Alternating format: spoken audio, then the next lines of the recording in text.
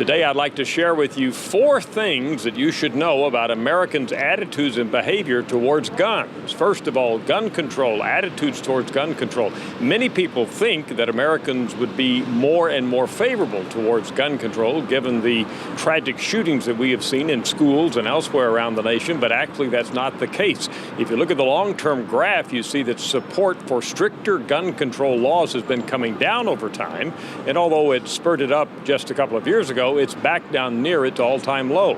Right now, 47% of Americans say they favor stricter gun laws. That's a little higher than the all-time low of 43%, but not much. Also, what about a ban on possession of handguns? Only 26% of Americans favor that. Second point, attitudes towards gun control is very political. In fact, when I look across the demographic groups, I say everything comes back to politics.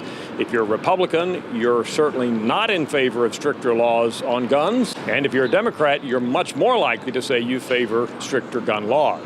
Third point, does having a gun in the home make it safer or more dangerous? 63% of Americans say having a gun in the home makes it safer. That's a big shift. When we've asked this question previously a while back, we had less than half who said it made the home safer. We now have a majority who have this attitude, and that leads me into my fourth point. About 44% of Americans now tell us that they live in a household where there is a gun.